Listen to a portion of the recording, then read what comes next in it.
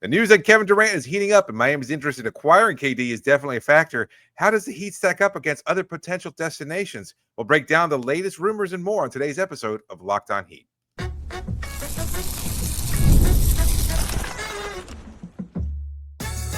You are Locked On Heat, your daily Miami Heat podcast, part of the Locked On Podcast Network, your team every day.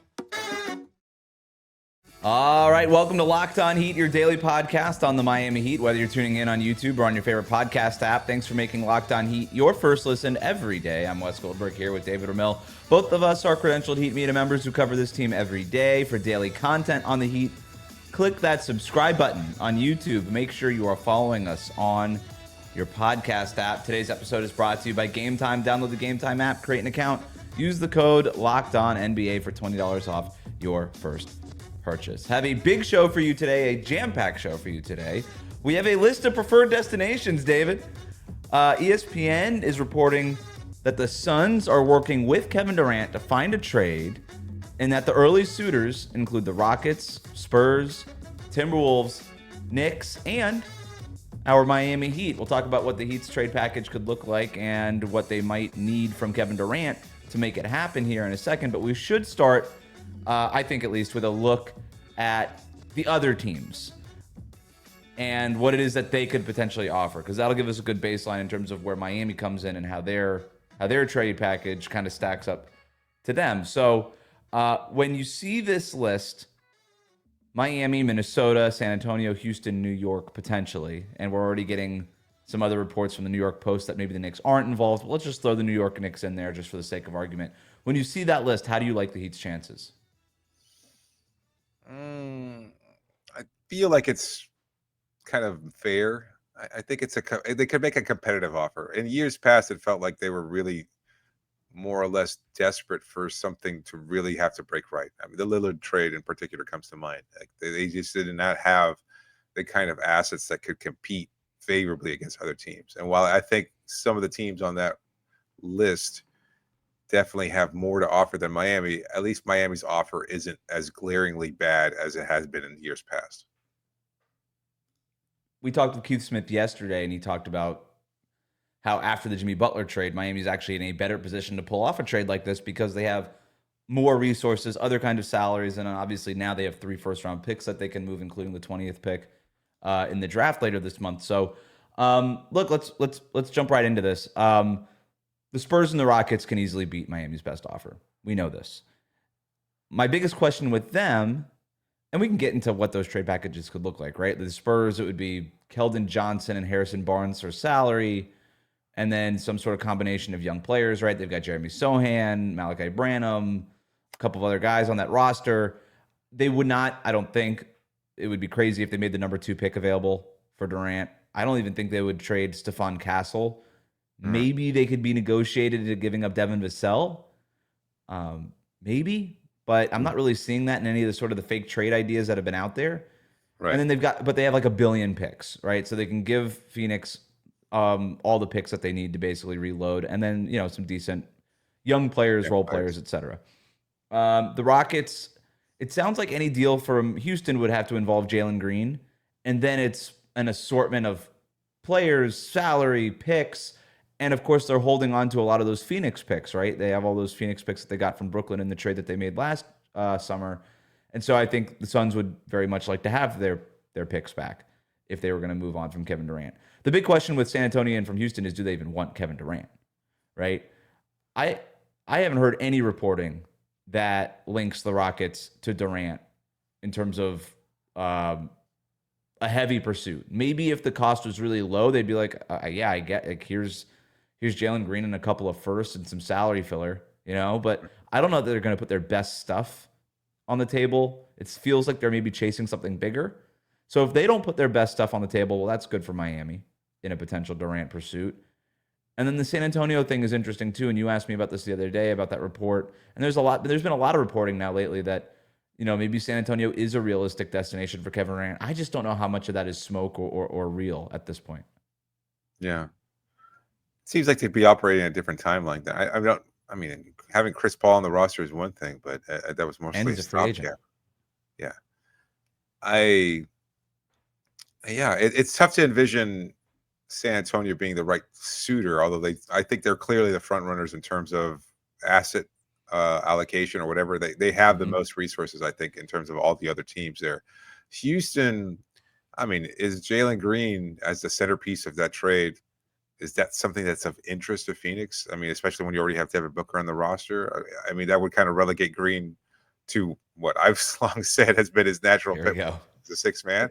And I don't know if that's necessarily what you want to go out of your way to Right. acquire. But I guess the same argument could have been made years ago for, any team looking to trade for Tyler Hero.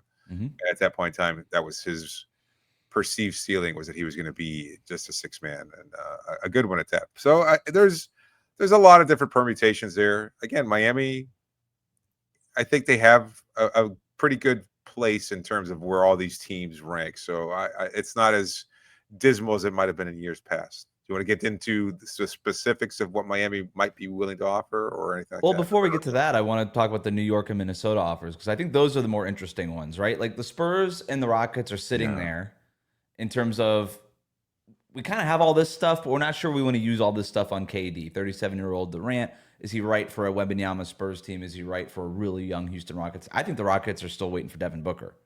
That's what I think. But we'll see, right? TBD on that. And obviously, if Giannis were to come available, but that doesn't sound like it's going to happen now. More reporting about Giannis potentially staying in Milwaukee, but Minnesota, that seems to me to be a team that should be and probably is inclined to trade for Kevin Durant. We know that they had conversations before the trade deadline, right? That was reported. That's out there. And the Knicks, I don't know what they're doing at head coach. It doesn't seem like they know what they're doing at head coach. They're calling coaches who currently have jobs and trying to get them. But Sorry, not interested. yeah, I'm waiting for the Eric Spoelstra report. The Knicks called the Heat about Eric, and Pat Riley faxed them and said, "Bleep off." No, you imagine the drama it would create if Miami's the one team that actually allows the Knicks to contact Eric Spoelstra, just knowing that he was not ready to leave or anything like that. That would be so interesting. The Knicks Sure, deal call would him, see what happens. calls, yeah, see what happens. The Knicks, if they offered Karl Anthony Towns, that could probably beat any Miami offer. Towns is a polarizing player, but he has got a really close relationship with Devin Booker. Like they are him, Devin Booker, D'Angelo Russell. Those guys are best friends. So I would imagine Devin Booker would say, yeah, do that one if he were even asked. And I'm sure Durant would be fine with going to New York. He's been to New York before. He's made that decision. So, but I don't know if they'd be willing to. I don't like. Do you trade Karl Anthony Towns for Kevin Durant? Towns is what, 29, 30 years old. Like, do you trade him for Durant? I don't know. I don't know that you do that. And then the other version of a Knicks offer would be something like Mikal Bridges, Josh Hart, Mitchell Robinson. I think they can only trade one first-round pick, and it might not even be that. Then you're gutting your depth. Yeah. Pretty substantially. So I don't really know what the best Knicks offer would be. I don't know what. I don't think you can move. I don't think you can include. Obviously, no Jalen Brunson. I wouldn't even include OG Anunoby. That to me would be. I would draw the line there. It's like we need that guy for defense, especially if we're moving all these other pieces. But any thoughts on the Knicks offer before we get to the Minnesota? I mean, offer? Cat. I think that's the huge X factor there. I think. Obviously there'd be interest from Phoenix because you could say, this is our pairing of the future, 2 all-stars, etc. I mean, and he's a really good player. So the sale to the fan bases, we're going to continue to remain competitive. We're getting everything that we possibly want, and we're going to continue to build our team here. Just switching out all-star names there. I think Phoenix has been reportedly looking for an answer at center, which is Towns' position. He certainly fits that. I mean, at least offensively. Correct. Yes. I think New York might be interested in. I think there was enough.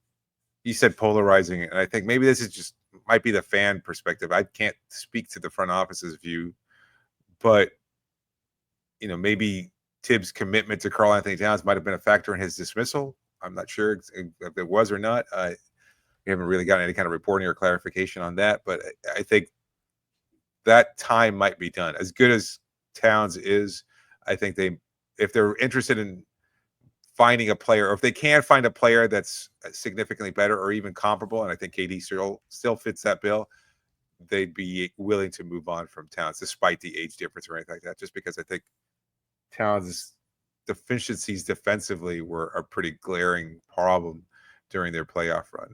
And they just, I maybe it's being maximized. Maybe that's just fans talking and yelling and kind of screaming at what went wrong and everything else like that. But, you know, the way to sell it for this team and for that fan base, they had expectations of winning a championship. They thought they were going to cruise to a title after beating Boston.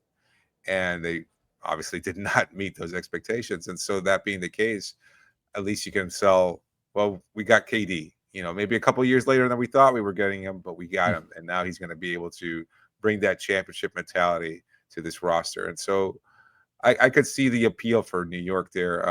As far as how that stacks up versus Miami's potential offers, if you were including Towns in that kind of deal, it far eclipses anything Miami can bring. I still think the best offer might be the one from Minnesota, and I think that might be the one that Miami has to worry about the most. We'll get into what Minnesota can offer and then what the Heat can offer next here on Locked On Heat. Today's episode is brought to you by Gametime. There's nothing like the NBA playoffs and the intensity, the buzzer beaters, the fans losing their minds. It's just a kind of atmosphere you've got to experience live. You know what? The NHL Finals is just as exciting. This year's matchups are already delivering if you want in, and Gametime makes it fast and easy to get seats, even for the biggest playoff games. So prices on the app actually drop closer to tip-off with killer last-minute deals, panoramic seat views, and no surprise fees. Gametime is a total game changer. You can, go to the app. It's really easy to use. You can see the exact seat that you're going to be sitting in. Let's say you're going to a venue you're not familiar with. You're going out of town, maybe to catch a game or to catch a concert. You want to see where you're going to be sitting from. They've got this great feature that you can see exactly where you're going to be sitting from. And the app is ridiculously simple to use. Just a couple of taps and you're done. And with a Gametime guarantee, you're getting the best deal. If you find a better price in the same row and section, well, they'll credit you 110% of the difference. The NFL schedule just dropping. I think that's big news for a lot of Dolphins fans, or maybe just NFL fans in general. If you want to start getting those seats, then Gametime is the place for you. Take the guesswork out of buying tickets with Gametime. Download the Gametime app, create an account, and use the code LOCKEDONNBA. You get $20 off your first purchase. Terms do apply, but create an account and redeem the code LOCKEDONNBA, and you get $20 off. Download the Gametime app today. Last-minute tickets, lowest price, guaranteed. We'll be right back. Thanks for making Locked On Heat your first listen every day. Like and subscribe on YouTube. Follow us on your podcast app. The Minnesota package for Durant. This one to me is really interesting. I think this checks a lot of boxes for Phoenix, and it could be really competitive, I think, with anything that Miami offers. So the one that has been bouncing around league circles and different podcasts and people who are plugged in that keep talking about this stuff, Rudy Gobert, Dante DiVincenzo, and Rob Dillingham for Kevin Durant. Maybe there's some other stuff that goes back and forth, but that's basically the deal. I think it's an awesome deal for Phoenix. Gobert solves your need at center, at least in the short term. Dante DiVincenzo is a very good player. He makes sense. You need more role players. That's sort of the idea here. And then Rob Dillingham was a top 10 pick last year, and and maybe he's your long-term point guard and backcourt mate with Devin Booker, right? So you're getting the young talent under team control. You're getting the good role players with Gobert and DiVincenzo. You're way deeper than you were. You've addressed basically the center spot, the perimeter, and the backcourt in one fell swoop. Maybe you can get a draft pick out of it too. I don't know. There'd probably have to be a third team involved to get Phoenix the salary cap relief that they need. That's sort of the tough part. And with Minnesota, where they are, is Jaden McDaniels going to opt in or out, or not Jaden McDaniels, rather Naz Reid, and what do they do with Nickeil Alexander-Walker? Like it's tough, but it sounds like it can get done between Minnesota and Phoenix. Of all the deals we've talked about, that's the one that I think is the best, but maybe I'm wrong. I don't know. What do you think? Why would the Wolves do that? I mean, are they in that scenario where they'd be convinced that they can bring back Reid? Yeah, so you would bring back that. That's where I'm at too with it. Is you would bring back Naz Reid, and I guess you'd start him at the 5 and just say we're just not going to play any defense now, right? It'd be Durant, Naz Reid, and just a lot of Jaden McDaniels covering a lot of ground and asking Anthony Edwards to pull more weight on the perimeter. I mean, he's very good already, but I don't love it for Minnesota, but I love it for Phoenix, and that's why I don't really. But again, I'm listening to the Low Post earlier this week, and he's like, "This is the deal that people in league circles are talking about, like executives from other teams and he made that point very clear. It's not necessarily coming from Minnesota, but I can't see the Timberwolves being like in 2 years, we went from a roster with 3 really good centers to 1, right? After making the Towns trade and then a potential Gobert trade. That doesn't make much sense to me. Yeah, I neither do I. I think that just blows up a lot of how they've built their identity over the last couple of seasons, and it's not like they had an unsuccessful year too. They made it to Two the straight Western Conference Finals. Yeah. Yeah, so that's almost how I'm looking at it in terms of the other suitors. I don't know what their interest in acquiring KD is. Like, if that's the rumored deal, or if these deals that we've discussed here are basically the structure of what any potential deal could look like with Phoenix, it probably isn't worth it to acquire KD. I think the only team, the team with the strongest interest in acquiring him would probably be Miami. And so it might just break down the way Miami wants it to, is that despite not having the best potential package, other teams will just say, nope, too rich for my blood. And it might just wind up. Because the idea, right, in acquiring Durant is to win a championship. And if you're Minnesota and you can just drop Durant onto your roster, that solves a lot of your problems that you had in the Western Conference Finals. But obviously, that's not how it works. You got to match salary. You got to send stuff out. You got to get Phoenix to say yes. I wonder if there's a way where you can convince Julius Randle to opt in to $30 million and then use his salary and then have him sign an extension in Phoenix. But then now Julius Randle holds a lot of cards, right? Like, he's like, well, do I even want to play in Phoenix? Maybe he is interested in playing in a warm weather city with another all-star and Devin Booker. I could see Julius Randle being like, yeah, I'm good with that. Featured role, done. Yeah, I'm good. And they're going to give me a bunch of money. But then if you're Phoenix, you're like, well, we don't want to give Julius Randle a bunch of money. We're trying to get out of all the money that we've been spending. Maybe it's not $55 million. Maybe it's okay, well, we can give Durant or we can give Randle $40 million a year, which still sounds like a crazy amount for Julius Randle, but it's still $15 million less than what we're paying for Kevin Durant. So I don't know. It would be very complicated, and that's why I say like the Minnesota thing is complicated. The Miami Herald did confirm the ESPN report that Miami is interested in landing Kevin Durant. I think another part about this when we're talking about it is what do the Suns want? And I think what all these ideas have in common: good players, draft picks, and salary cap relief, potentially. And Brian Windhorst said on ESPN that the Suns are looking to get a comparable package to what they traded for Kevin Durant, which I found alarming. But then he added, I'm not sure they'll be able to get that. And I'm pretty sure they're not going to be able to get that at this point. Durant is just older and it's a different situation. So the Miami offer, let's just get to it. We've teased it enough. I think it's Wiggins and Duncan Robinson. I think those parts are in there, no matter what. No matter what other way the shape of this deal takes. I think Wiggins and Duncan Robinson have to be in it. Wiggins plays the same position, ostensibly, as Kevin Durant. You just plug him in. If you're Phoenix, you're like, cool, we got a 3-and-D wing. We're happy with that. And then Duncan Robinson, you waive him. We talked about this with Keith Smith yesterday. You just waive Duncan Robinson and you save just a bunch of money right off the bat. You don't have to stretch. You don't have to waive and stretch him. 50% of Duncan Robinson's contract is non-guaranteed. You just waive him. You could waive and stretch the extra $10 million if you wanted. I don't think they would, but you would save a bunch of money right away. And then you kind of get into this part of, all right, you want the young players, you want the picks. How do we get this done? And I think then you're just on this sliding scale of Jaime Jaquez, Nikola Jovic, Kel'el Ware, throw Pelle Larson in there, and then Miami could trade up to 3 first-round picks. And obviously, I think they would be trying to keep Kel'el Ware out of the deal, is my feel. I think so, yeah. And I don't know if you could, depending on how these other offers are, but that would be a last resort, and I think would require a long meeting in Miami, whether or not you included Ware in that deal.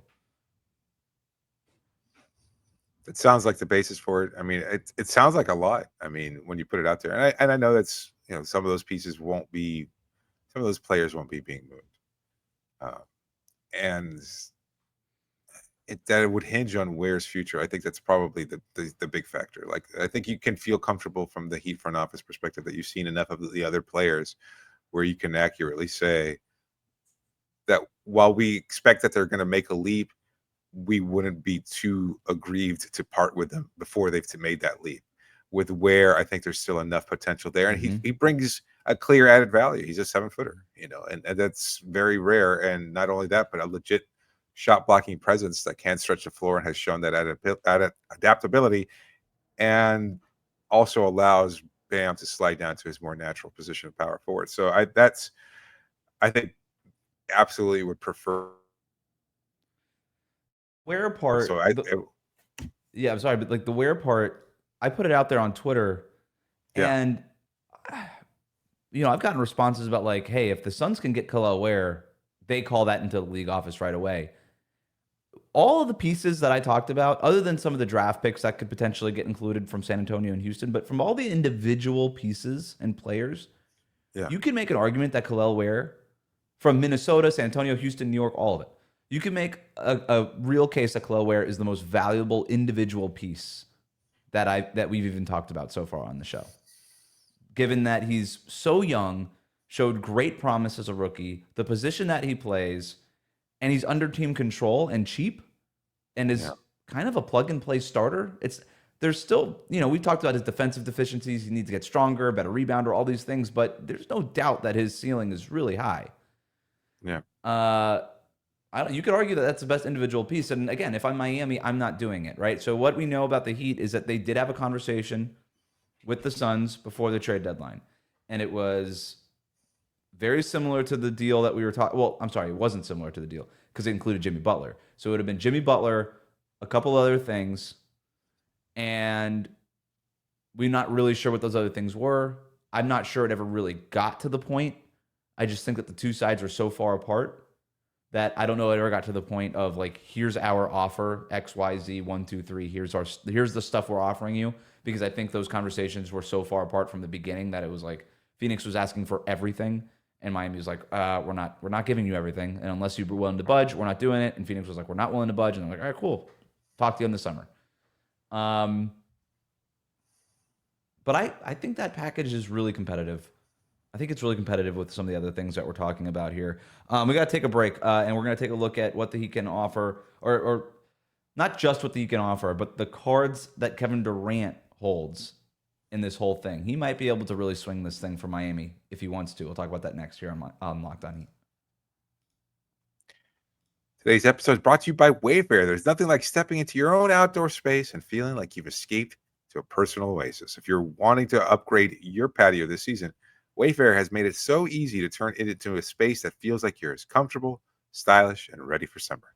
WayFair has everything you need to level up your outdoor space. Conversation sets, outdoor bars, fire pits, hot tubs, gazebos, and yes, even the perfect string lights to set the mood. It's like giving your backyard that resort feel without the resort price tag.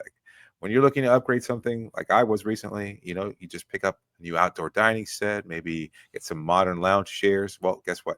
They completely transform any space that you're looking to upgrade. The delivery was free, fast, and totally hassle-free, even with larger items. That's what makes partly what makes WayFair so convenient. Now, whether I'm hosting friends or just unwinding with a book, it generally feels like a nice private place and a retreat of sorts. So if you're looking to upgrade any space in your house, whether it's outdoors, indoors, don't wait.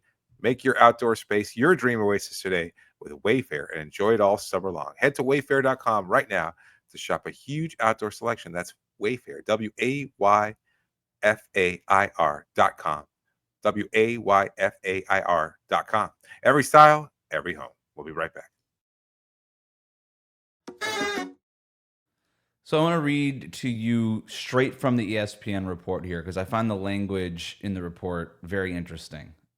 Quote, the Phoenix Suns and Kevin Durant's business partner, boardroom CEO Rich Kleiman, have met multiple times over the past week and are sifting through trade scenarios, sources told ESPN on Wednesday. The two sides are expected to work together on potential destinations, end quote. He goes on, Shams does, to report the destinations that we've been talking about here.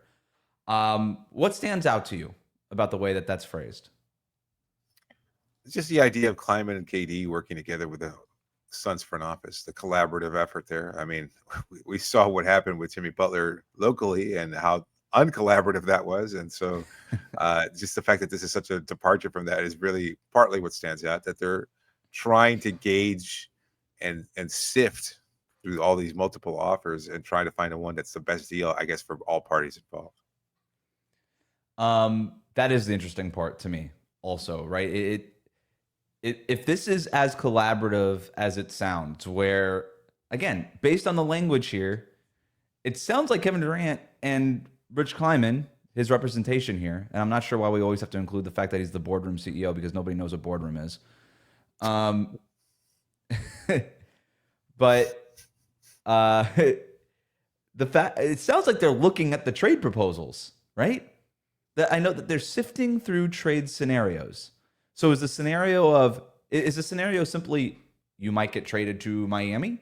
Is that the beginning and the end of the scenario, or are they looking at what could potentially be leaving those teams? Because whatever team Kevin Durant joins, Kevin Durant's going to want to compete, right? So right. I think that's part of the collaborative effort here, is that trying to strike the balance of, I want to play here with these players. I don't want to get them to give up so much that I can't compete in this new location anymore, and all of these things. And I think that this is really smart by Phoenix, by the way, because they have bungled the Bradley Beal thing so badly that I don't know any star player, and frankly, the way that what Devin Booker has had to deal with in his career in Phoenix is insane. I can't believe he has not demanded a trade yet. But I think Phoenix needs to work hand in hand with somebody as respected around the league as Kevin Durant is, to try to refurbish their reputation with star players a little bit here. And if they're gonna, I think they have to do a little bit of whatever you want, KD, is what we'll do here. Not to the point of we're not going to get anything in return. Like, you got to strike a decent enough deal. But I think Suns fans might end up being pretty surprised by what they get back. Has that ever been the case? Like, I'm trying to think, has that ever been not just reported publicly like this, but I can't recall any time where a player's representative was like, listen, look, we're doing you a solid by having you trade us, but at the same time, don't trade us to a team that's going to get gutted. So, I mean, I can't imagine KD and Kleiman telling the Suns front office, I'd love to go to Miami, but don't trade Ware because I really want to play alongside him. And Phoenix going, okay, we get it. How much of a difference does that ultimately make? Like, it's great that there's this collaborative effort here, or at least what Shams is reporting, but to what extent is that collaboration actually going to be in effect? Like, how Phoenix could ultimately say, well, that's great that you don't want that, but that's kind of what we're hoping for. And that's the center of what we're looking to acquire in any kind of trade for you. So guess what? You're going to a team. If you're Phoenix, right, you're negotiating with these other teams, and you're kind of also negotiating with Kevin Durant, right? Where if Kevin Durant does say, we keep using Kel'el Ware, for instance, but like if he's like, hey, I really would like to play with Kel'el Ware if you trade me to Miami, Phoenix then is negotiating with Kleiman and Durant, being like, hey, we really need Kel'el Ware. We think you could win in Miami anyway without, or whatever. Right now, you're kind of you're playing all these different kinds of sides here. Let's also remember, though, they kind of owe Kevin Durant. They threw him under the bus before the trade deadline. Kevin Durant did not like being involved in legitimate trade talks, not trade rumors. I think we throw that term rumors around. Rumors indicates or suggests that they weren't real. These were real trade conversations that were happening. And Durant was like, wait, you're thinking about trading me? Like, you don't just decide to trade me without me demanding a trade. That's not how this works. I'm Kevin Durant. So they kind of owe him a little bit, I think, in this one too. I get it. But also, I mean, given the fact that they replaced their coach, they replaced the general manager and James Jones, et cetera, is the stench of that former administration gone, or is it still kind of lingering in the room there? And that's kind of why you think it's so important. Smells a lot like Spartan. Smells a lot like Spartan. I don't know. I just wonder whether or not they're even concerned about that. Like, I think Phoenix doesn't really seem like, they haven't historically been a destination place for free agents anyway. I'm not sure why. It just hasn't been viewed that way. So I don't know that they're all that concerned about, well, we got to fix our reputation around the league, because I can imagine that would be really important to the owner, Matt Ishbia. Like, Ishbia is so in front of camera that it does, and everything changed when Ishbia got there. I'm going to spend all this money. I don't care. Trade it all. Go get the star players. He is pushing a lot of buttons in that front office, right? You could change out the GM, the head coach, and whatever. Ishbia has become the face of that franchise, right? And so Weird. very strange. It is a little weird, It very Jerry Jonesy, right? And that's kind of how it feels. Good call. Here's the part that I ultimately what this means to me, the working together part. Durant is going to have a say. And to your point, we don't know how much of a say, but he's got a seat at that table. He will have a say. And if he says that he wants to go to Miami, that changes a lot, and it really helps Miami because he's a free agent in 2026.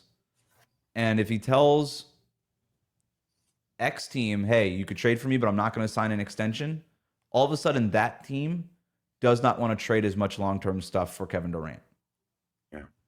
And if Durant just says, I would like to, if says publicly, makes it known in league circles, however he communicates it and gets it across, if he gets it across within league circles, I want to be in Miami, that could really help the Heat keep Kel'el Ware, multiple picks, all that kind of stuff out of a potential package. And that's what I think is really interesting here. And this is what, if I'm a Heat fan, that's why I wanted to talk about this language here, because we know now that the Suns are working with Kevin Durant on this trade, because this was not the case in February when they were shopping Kevin Durant. They are now working with him hand in hand, and that means Kevin Durant will have a say, and that means Kevin Durant could play the card that really helps Miami or any other team. But, we're talking about the Heat. We looked at this from Miami's perspective and the other suitors' perspective. What do you think KD would want in terms of his preferred destination? Because I think the Spurs might have been like at the top of the list just to play with generational talent and Wembanyama and et cetera. But with Pop gone, at least his role changing dramatically. Is that appeal still there? And I don't know that it is. And does he think that? Obviously, Kevin Durant thinks the world of Kevin Durant, and he should. But does he think that the Spurs are Kevin Durant away from being out of the playoffs to competing for a championship? Kevin Durant's also a realist. He gets it. And maybe trading Keldon Johnson and Harrison Barnes and a couple of these young players off the bench doesn't sound like a lot, but that's 2, 3, 4 players of depth. Yeah. And we've seen in the NBA how important depth is. And that sense, sense, want to go to this New York situation where he's like, hey, that maybe if they still had Tibbs, I think they would have a better chance at getting Kevin Durant, ironically enough, because at least that's some sort of stability. Tibbs was there for 5 years, and he made basketball the main thing. And if we know anything about Durant, basketball is the main thing for him, right? He just wants to hoop. So I kind of think New York's out of it. I don't really buy the Knicks as a destination. Frankly, I don't buy Houston. I think they can beat any offer. I don't think they will for Kevin Durant. Yeah. And we just talked about the Minnesota thing. I think he would be interested in playing in Minnesota. Yes. With Anthony Edwards, but it gets back to the point of, wait, you're not trading Gobert. I just played on a team with no rim protection. I'm not doing that again. Right. Yeah, that's the way I see it too. I think the idea of is basically it comes down to Minnesota or Miami, which is two very, very different teams, at least geographically and what they might be. But I don't know if that's as appealing for him or not. Like I don't know what his preference is. Like he chose as a free agent to go to Brooklyn. And I mean, Brooklyn is Brooklyn, New York, et cetera. I mean, I get that idea. But then there's so much of a unknown when it comes to what matters to him. So you get the vibe. Every time he has chosen where he wanted to go, he's chosen a sort of upper middle to big market, right? San Francisco, New York. And then even when he got traded from Brooklyn, it was Phoenix and Miami. So these are all bigger markets. Like he's never decided to go to a small market like Minneapolis. Right. Yeah, I wonder if the vibe in Miami is enough. Does he like is the reputation of Miami's militaristic or intense or whatever approach? Is it offset enough by the good vibes and the hoopology, the idea that we know hoop here in South Florida? I wonder how they would have to sell it to him, where he would be. or he You would don't find think Durant Miami. would like the military part of this? I don't think so. The stability, yes, Right. but at this stage in his career, I don't know that he wanted to necessarily go to Eglin Air Force Base or anything like that. Like, I don't think that he would want that sort of approach to the That's season. because you don't really hear about superstars wanting to do it the team way, right? Superstars are like, hey, I've done it this way, and I'm a first ballot Hall of Famer doing it my way. I'm not going to do it your way. I'm going to do it my way. I guess my only pushback against that would be I don't know how much of a difference there is between the Durant way and the Heat way. That guy is militaristic. That guy is the guy that stays an hour after practice doing his shooting drills. That guy, I don't know if you've seen a picture of Kevin Durant. Yeah. I don't think he's going to have a problem with the body fat test. No. Yeah. I don't know that there is much of a difference between the right. Durant way and the Heat way, and so You're right. you bring up a great point too. Like superstars could be a little bit like, what is it really about? The good news is that Bam is there, and they have a relationship, and he could get the real intel from Bam, and Bam can tell him like, dude, it is this way, but also when Jimmy was here, they didn't make him do all that stuff. So, they kind of give you a little bit of leeway here if you're the right player. I don't know. You're right. I don't know. I see that. I think Udonis Haslem brought this up on ESPN today, and we got to end the show here pretty quickly. But how he basically made the pitch. He brought his championship ring to the NBA Today set, and he made not a direct pitch because he would never get involved in tampering. Let's be very clear about this. But said, if I were Kevin Durant, I would look for a very strong voice from a head coach and a lot of stability and strong voices and strong leadership in the locker room with a championship pedigree. So probably Basically, not right. talking about the New York Knicks. Yep. Yeah. Thanks for making Locked On Heat your first listen today. For your second listen, check out the Locked On NBA Big Board Show. NBA draft expert Rafael Ballo reacts to every workout, interview, and rumor leading up to the NBA draft. Find Locked On NBA Big Board on YouTube, wherever you listen to your podcast. We were supposed to do a blue notebook, but we had this breaking news, so we're going to have a new blue notebook come to you tomorrow. Thanks for listening to Locked On Heat.